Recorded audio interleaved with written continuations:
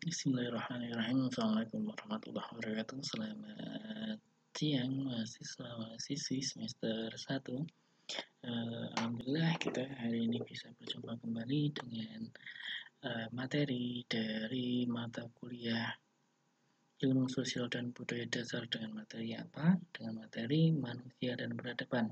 Kemarin kita sudah membahas banyak tentang ISBD, di mana kita sudah membahas tentang manusia dan kebudayaan.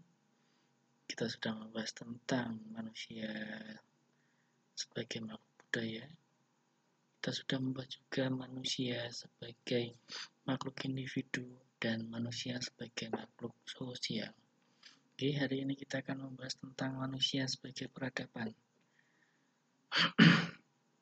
Yang pertama yaitu hakikat peradaban, di mana peradaban ini memiliki kaitan erat dengan kebudayaan. Nah, apa kaitan eratnya? Yaitu kebudayaan pada hakikatnya adalah hasil cipta rasa dan karsa manusia dalam memenuhi kebutuhan hidupnya. Nah, kemampuan cipta manusia menghasilkan ilmu pengetahuan. Selanjutnya, kemampuan rasa manusia melalui alat indera menghasilkan beragam barang seni dan bentuk-bentuk kesenian. Sedangkan karsa manusia menghendaki kesempurnaan hidup, kemuliaan, kebahagiaan sehingga menghasilkan berbagai aktivitas hidup manusia untuk memenuhi kebutuhannya. Nah, selanjutnya ini adalah pendapat-pendapat para ahli. Yang pertama yaitu dari Bapak Kunjarat tahun 1990. Ini memberikan penjelasan bahwasanya istilah kebudayaan ini ada pula istilah peradaban. Hal ini adalah sama dengan istilah dalam bahasa Inggris, yaitu civilization, yang biasanya dipakai untuk menyebutkan bagian atau unsur dari kebudayaan yang harus maju dan indah. Dan selanjutnya, kebudayaan berasal dari kata kultur. Istilah peradaban sering dipakai untuk menunjukkan pendapat dan penilaian kita terhadap perkembangan kebudayaan. Nah, peradaban berasal dari kata adab yang dapat diartikan sopan, berbudi pekerti, luhur, mulia, berakhlak, yang semuanya menunjukkan pada sifat yang tinggi dan mulia. Nah, Bapak Huntington ini mendefinisikan peradaban sebagai the highest social grouping of the people of the birth level of culture identity. People have sort of the which distinguish human from other species, di mana yang artinya yaitu peradaban merupakan tahapan tertentu dari kebudayaan masyarakat tertentu pula yang telah mencapai kemajuan tertentu yang dicirikan oleh tingkat ilmu pengetahuan, teknologi, dan seni yang telah maju. Nah, di sini dicontohkan yaitu kita baca dulu biar kalian paham maksud dari hubungan peradaban dengan budaya. Oke, kemajuan teknologi dan ilmu pengetahuan mempengaruhi peradaban sebuah bangsa dan jadi bangsa itu dianggap lebih maju dari bangsa-bangsa lain pada zamannya. Nah, di sini ada contohnya. Contohnya kehidupan di lembah Sungai Nil. Masa itu kita sebut dengan nama peradaban lembah Sungai Nil. Ini kenapa? Bukan kebudayaan lembah Sungai Nil. Ini karena mereka telah memiliki organisasi sosial, kebudayaan, dan cara berkehidupan yang sudah maju bila dibandingkan dengan bangsa lain. Nah, di sini di lembah Sungai Nil ini ternyata sudah memiliki organisasi sosial, sudah memiliki kebudayaan dan cara berkehidupan yang sudah maju dibanding bangsa-bangsa lainnya pada zamannya. Nah, itu diartikan bahwa lembah Sungai Nil ini sudah memiliki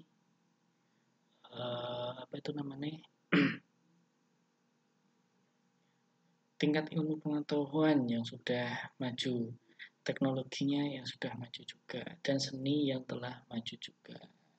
Di sini terlihat bahwa di lembah Sungai Nil ini memiliki organisasi sosial, di mana organisasi sosial itu terdiri dari adanya sistem kepemerintahan, di mana di situ ada pemimpin kepala pemerintahan, di bawahnya ada yang namanya Perdana Menteri ataupun pateh-pateh kayak gitu. Di bawahnya lagi ada yang bertanggung jawab di daerah-daerah tertentu, yang di bawahnya lagi ada lagi yang namanya warga sipil. Nah, itu disebut organisasi sosial. Selanjutnya kebudayaan, di mana kebudayaan itu berwujudkan dalam cara bersosial, entah itu dengan terwujudnya dengan cara berpakaiannya itu bagaimana, terus cara bergaya rambutnya bagaimana, terus bahasanya bagaimana, gitu. Terus selanjutnya cara berkehidupan yang sudah maju. Nah, cara berkehidupan yang sudah maju itu bagaimana? Adanya perputaran ekonomi di bawah, yang namanya perputaran ekonomi di masyarakat. Nah, masyarakatnya itu untuk apa? Perputaran ekonomi. Nah, di Lembah Sungai Nil ini perputaran ekonomi apa? Entah bertani, entah berdagang atau apa, itu nggak tahu. Pada intinya, di Lembah Sungai Nil ini sudah bukan lagi dikatakan kebudayaan Lembah Sungai Nil. Karena apa? Di sini sudah ada yang namanya peradaban. Sudah ada sistemnya, terus sudah ada hasil budayanya itu apa, entah dari bahasa, berpakaian, ataupun cara berdandan itu pakai apa, terus cara berkehidupannya itu apa, entah pedagang entah apa kayak gitu. Itu yang disebut peradaban. Jadi dari sini kita sudah melihat bahwasanya peradaban itu adalah tahapan lanjutan dari budaya, di mana ya, budaya itu sudah dilakoni selama bertahun-tahun dan sudah menjadi kebiasaan. Nah, di samping itu telah terwujudlah suatu berkehidupan di dalam sosial, di dalam lingkungan sosial tersebut, di mana seperti halnya di Ngawi itu kan banyak sawah-sawah, dan ternyata kehidupan di Ngawi itu banyak sekali petani-petani, kebiasaannya itu yaitu bertani, menanam padi, menanam berambang, entah menanam apa, itu untuk kehidupannya. Jadi dari kebiasaan-kebiasaan itu untuk bergantung hidup di sehari-hari kayak gitu. Maksud saya, jadi peradaban itu adalah tingkat lanjutan dari kebudayaan. Makanya kenapa tadi yang di awal pasti di saya ngomong peradaban itu ada kaitannya peradaban itu ada kaitan erat dengan kebudayaan. Ya, ini kaitannya antara lain yaitu tahapan lanjutan dari kebudayaan. Nah, contoh-contohnya yaitu keajaiban dunia yang dikenal saat ini antara lain yaitu piramida di Mesir, merupakan makam raja-raja Mesir kuno, di mana kita lihat di sini piramida yaitu hasil dari suatu teknologi ataupun pengetahuan, di mana kok zaman dahulu pada saat itu, pada tahun itu, pada masa itu kok bangsa Mesir itu sudah memiliki pengetahuan ataupun sudah memiliki teknologi untuk membangun piramida. Bahwasanya kita tahu piramida itu berasal dari balok-balok batu kapur atau batu apa gitu, saya nggak tahu, saya nggak baca. Pada intinya batu itu ukuran rumah. Kok bisa pada saat itu manusia-manusia zaman saat itu kok sudah bisa membangun bangunan yang semegah itu kayak gitu. Dan pada akhirnya dari kebudayaan itu ataupun wujud dari kebudayaan membangun ataupun pertukangan itu sudah disebut sebagai peradaban, di mana peradaban itu orangnya sudah tidak ada, namun peninggalan-peninggalannya itu ada, masih ada. Selanjutnya yaitu keajaiban dunia kedua yaitu Taman Gantung Babilonia. Terus tembok raksasa dengan panjang 6.500 km. Pada saat itu kita sudah membayangkan ini adalah wujud dari teknologi ataupun pengetahuan dalam membangun tembok. Kok bisa pada saat itu pun juga kita bertanya-tanya, kenapa kok warga Cina zaman dulu kok bisa membangun tembok sepanjang itu untuk apa? Itulah hasil wujudan dari kebudayaan yang menjadi wujud ilmu ataupun teknologi. Jadi yaitu Menara Pisa Italia, Menara Eiffel, Candi Borobudur. Nah, di sini kita sudah tahu kok ternyata di Indonesia tuh juga ada peradaban ternyata. Buktinya apa? Buktinya ya ini. Di Jawa itu, terutama di Jawa, itu banyak sekali peninggalan-peninggalan dari leluhur-leluhur kita ataupun dari simbah-mbah kita. Itu apa? Dari Jawa Tengah saja kita sudah lihat yang terkenal di dunia yaitu Candi Borobudur. Kedua Candi Prambanan. Yang paling dekat di sini apa? Candi di Gunung Lawu, Candi Sadon apa candi apa itu, saya lupa. Terus di daerah saya itu juga ada yang namanya candi apa di Simbatan, Candi Simbatan namanya. Terus ada lagi di Candi Malang itu juga ada candinya, di Kediri itu juga ada candinya, di Banyuwangi itu juga ada candinya juga. Dan ternyata dari situ kita sudah melihat bahwasanya di Jawa atau di Jawa itu sudah bisa dikatakan peradaban.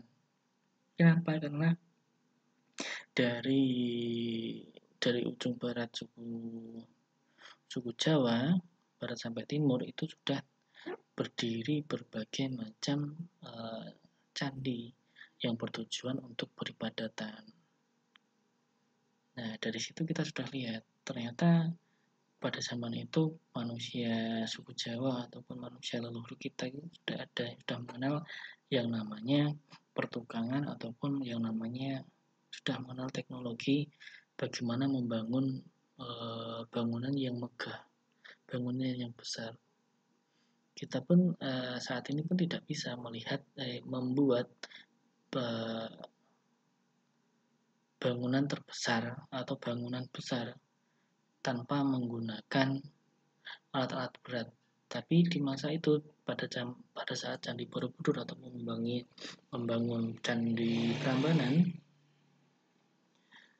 itu mereka belum mengenal yang namanya alat berat. Doser pun belum ada. Doser ataupun alat berat atau katrol itu kan ditemukan pada abad-abad ini, pada tahun 1900-an itu kan baru ditemukan. Nah, pada saat itu bagaimana cara membangunnya? Kita tidak tahu. Itulah keajaiban peradaban yang dulu. Dan ternyata tidak hanya itu saja. Ternyata di era Majapahit ada yang namanya Patih Gajah Mada. Patih Gajah Mada ini ternyata bersumpah bahwasanya dia tidak akan memakan pala sebelum dia mempersatukan Nusantara.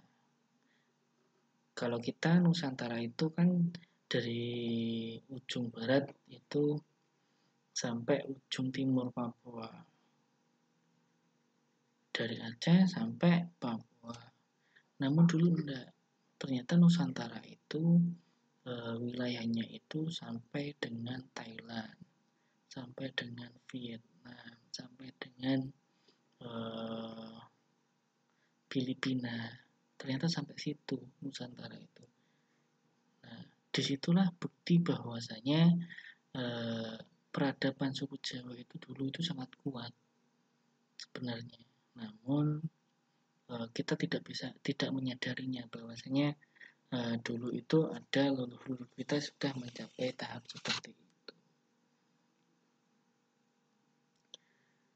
Dan kita patutlah bangga bahwasanya kita ini sebenarnya leluhur kita itu sudah memiliki peradaban yang sudah maju dibandingkan dengan negara-negara lain ataupun wilayah-wilayah lain. Okay. Yang ketujuh yaitu Taj Mahal di India. Terus patung Zeus tingginya 4 meter, seluruh tubuhnya terbuat dari emas. Kok bisa pada zaman itu? yang selanjutnya yaitu kuil Artemis, merupakan kuil yang terbesar di Yunani.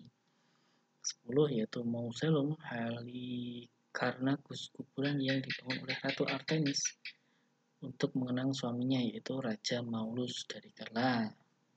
Yang 11 yaitu Colossus, patung perunggu dewa matahari dari Rhodes. Selanjutnya yaitu Paros, yaitu patung yang tingginya hingga 130 meter di Alexandria. Yang ke-13 yaitu gedung parlemen Inggris di London. Yang ke-14 yaitu Ka'bah di Arab Saudi. 15 yaitu Kolosum di Roma, Italia. Salah satu tersebut yang disebut di atas yaitu salah satu ciri yang penting dari definisi peradaban adalah budaya, yang dalam bahasa Inggrisnya yaitu kultur. Orang yang disebut kultur adalah orang yang literate atau pembaca ataupun yang suka membaca. Dalam hal ini tidak sekedar hanya membaca dan menulis yang sederhana, namun bisa mengamalkan apa yang diketahui dalam dia mencari ilmu yang dia baca terus diaplikasikan dalam kehidupan mereka. Nggih. Pada dasarnya itu yang kita bahas yaitu peradaban dan manusia. Peradaban itu tadi kita sudah bahas ada kaitan erat tentang budaya, di mana tahapan selanjutnya dari kebudayaan itu adalah peradaban, di mana peradaban itu memiliki ciri, di mana peradaban itu sudah memiliki sistem sosial, terus adanya kebudayaan, terus adanya kebiasaan-kebiasaan yang berhubungan dengan kehidupan mereka. Mungkin itu saja yang bisa saya bahas dalam materi ini. Mungkin nanti ada pertanyaan ataupun kurang jelas bisa ditanyakan dalam kolom komentar ataupun di WA saya secara pribadi nggak apa-apa, ataupun di grup nggak apa-apa, silakan monggo. Ya, nanti kalau ada yang belum ada namanya di absen, tolong langsung WA ke saya, nanti saya perbarui untuk absensinya. Oke, terima kasih untuk perhatiannya. Mungkin itu saja yang bisa saya sampaikan, pengantar dari manusia dan peradaban. Besok kita akan membahas tentang minggu depan makhluk manusia sebagai makhluk beradab dan masyarakat adab. Nanti kita akan bahas ini banyak. Nanti mungkin bisa kalian baca dulu, terus nanti saya akan langsung diskusi saja untuk materi ini biar ada perbedaan atau ada penyegaran dalam penyampaian materinya, ya. Mungkin itu saja yang bisa saya sampaikan untuk materi hari ini. Terima kasih atas perhatiannya. Saya ucapkan terima kasih. Saya tutup. Assalamualaikum warahmatullahi wabarakatuh.